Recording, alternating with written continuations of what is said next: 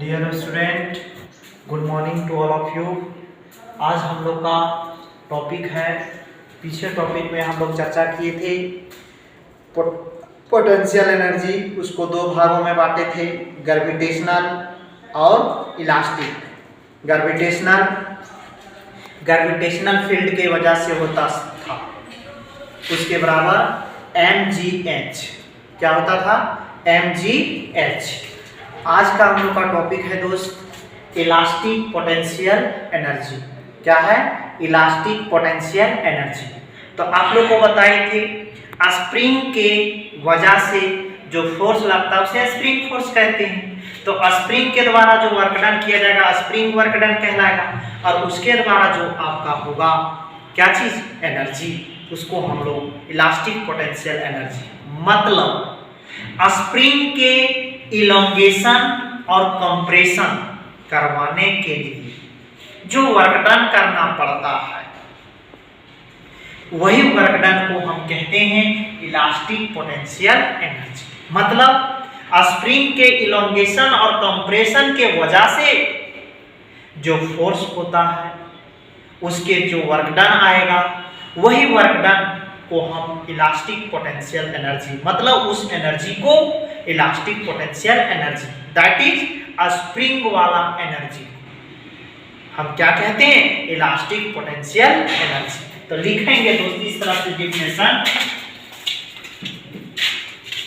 The energy contained by a body due to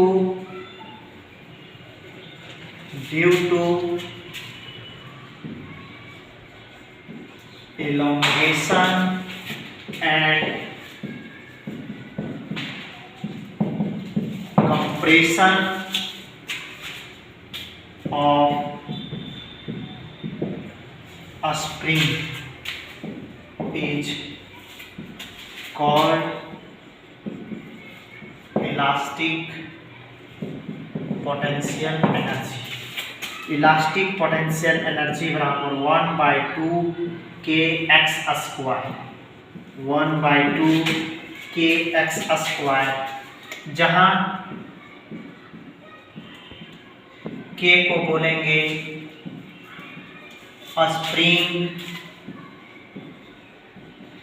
constant.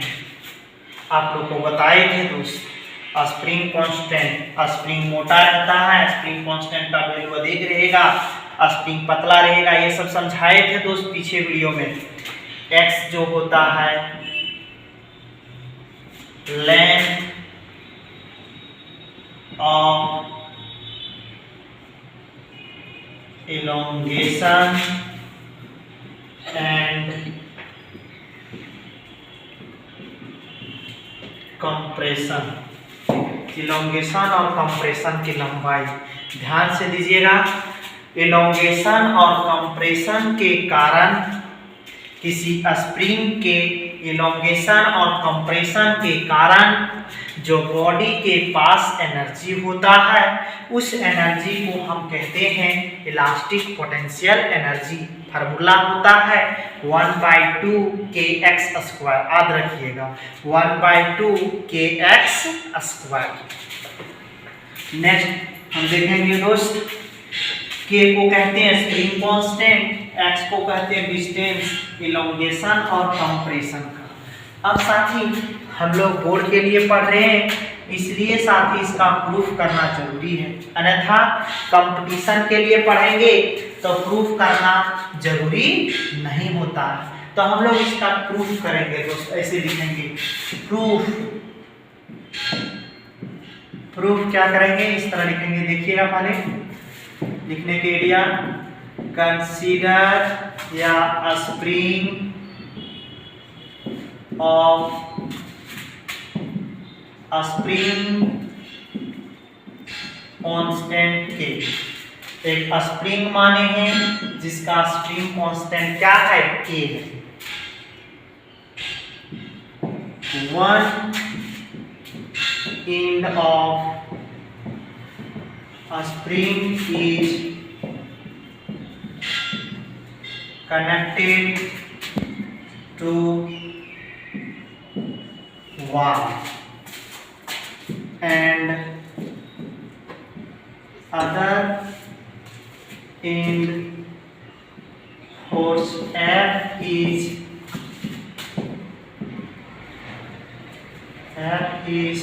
applied.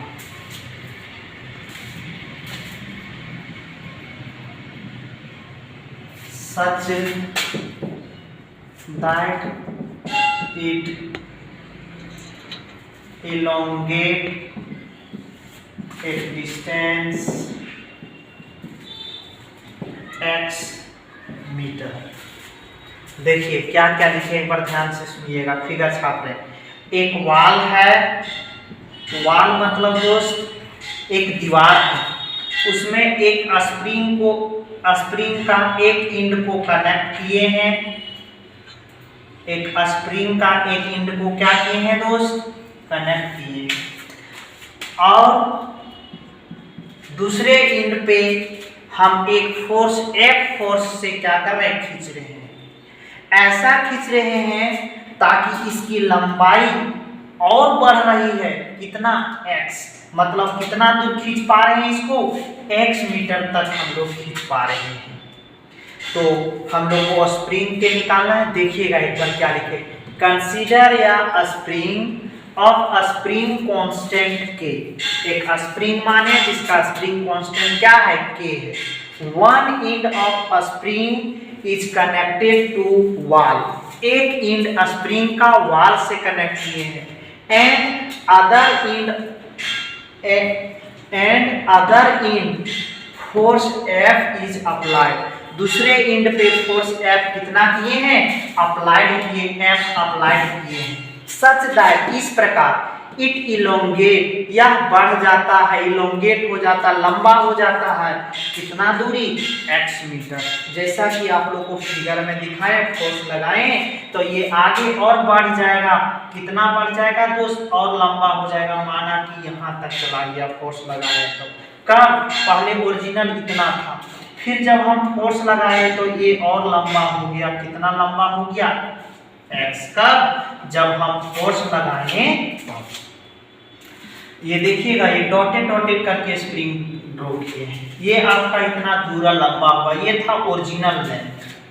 आगे देखिएगा, लिखेंगे अब, कैसे लिखेंगे,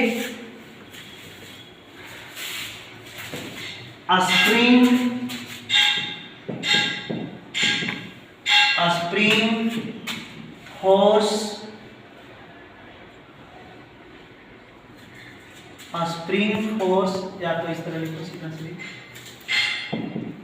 the spring force is F बराबर माइनस के एक्स। क्या होता है दोस्त, F बराबर माइनस के एक्स। आगे लिखेंगे, वर्क डन बाय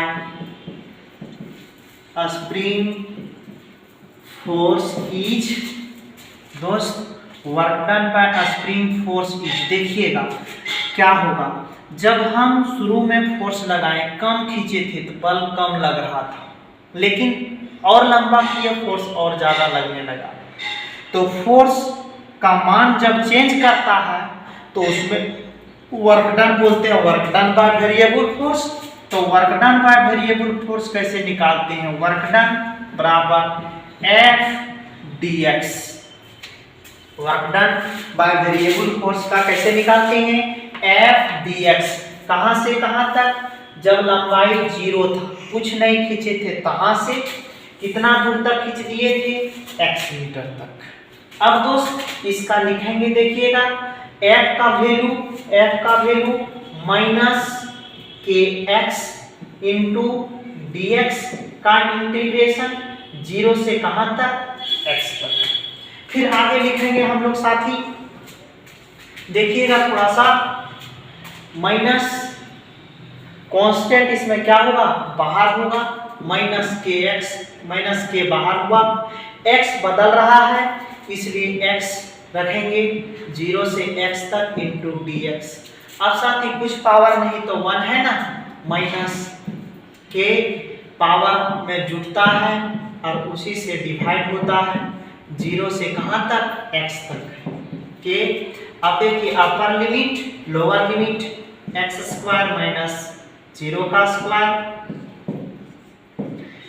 बराबर माइनस के बाई 2, ये हो जाएगा क्या चीज, 0 कोई फर्क नहीं पड़ेगा, एक्स स्क्वायर यानी वर्क डन बराबर हो जाएगा दोस्त क्या चीज, माइनस 1/2 के एक्स स्क्वायर। ये निकल गया वर्क डन। और वर्क डन किसके द्वारा, स्प्रिंग फोर्स के द्वारा। तो स्प्रिंग फोर्स कंजर्वेटिव है, तो हम लोग जानते हैं कि वर्क डन जो होता है कंजर्वेटिव फोर्स के द्वारा वो आपका माइनस लग जाता है चेंज इन पोटेंशियल एनर्जी निकालने के लिए। तो आगे लिखेंगे इस तरह से,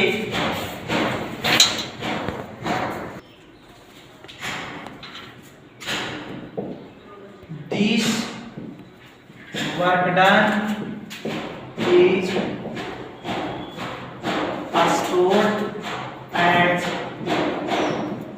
elastic potential energy. Therefore, work done change in potential energy is equal to work done by conservative force.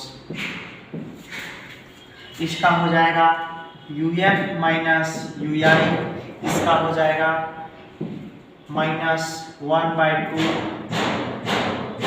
kx square.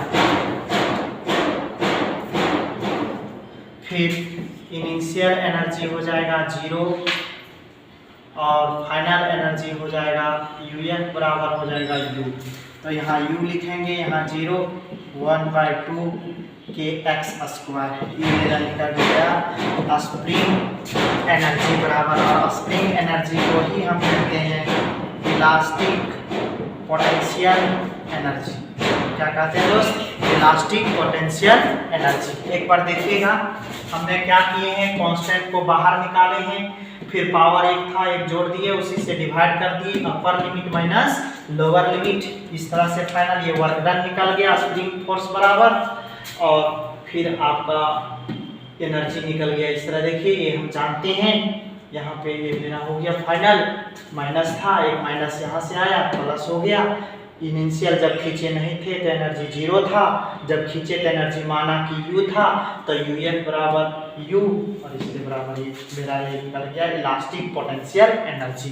साथ ही कल हम लोग कल के वीडियो में न्यूमेरिकल देखेंगे, किसका किसका फार्मूला याद रखिएगा, काइनेटिक एनर्जी का, पोटेंशियल एनर्जी का, ग्रेविटेशनल पोटेंशियल एनर्जी का, इलास्टिक पोटेंशियल एनर्जी का।